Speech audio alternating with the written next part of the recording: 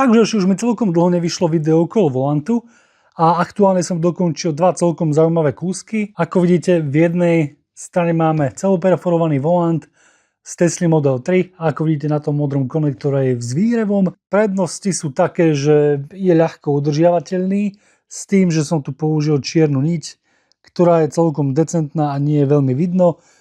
Používam hrubšie nite 10, ale tu je použitá 15 a v podstate už budem používať 15 na teslackých volantoch, pretože ona je taká jemnejšia, naozaj jemnejšia a vyzerá to naozaj dobre. Pri tej Tesla to síce nezvýši výkon, ale ten pocit z tej jazdy bude troška agresívnejší, aj keď tá jazda na Tesle je celkom umiernená, ale to auto má stále toľko výkonu, koľko potrebujete. Hej.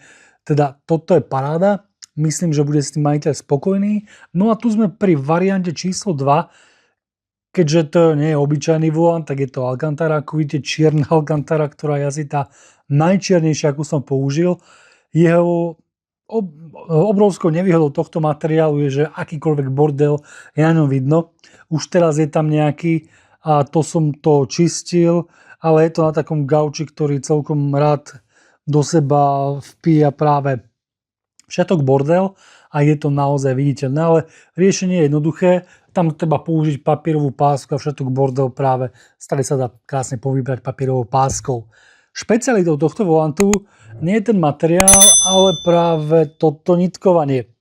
Ako vidíte, konečne robím aj auta preholky, čo mi trvalo celkom, pretože táto niť jednak bola celkom drahá, pretože išla až z ďalekého Poľska. Na druhej strane je extrémne pevná a nestrapká sa, čo je veľmi výhodné pre nás.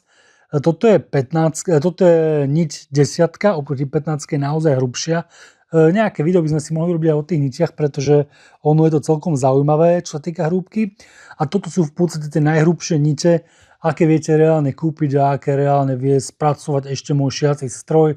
Dúfam, že majiteľka bude s tým spokojná, pretože na tejto farbe prešívania je naozaj vidno všetky nedostatky toho poťahu. V mojom prípade by ste si povedali, že tu sú nedostatky, ale je to vlastne takzvaná fiúčura, pretože ono by to už tak pekne nevychádzalo dole nižšie, ale vyzerá to stále celkom príjemne. Blbé je, že Tesla to má vyriešené tak, že keď sa budete dopredu pozerať, tak tú rúžovú veľmi vidieť nebudete, ale z boku jedine pri nastupovaní, vystupovaní všetci ľudia okolo ju môžu teoreticky aj vidieť. Ktorý volant sa vám páči viac a do ktorého by ste išli vy? Napíšte mi o tom do komentáru.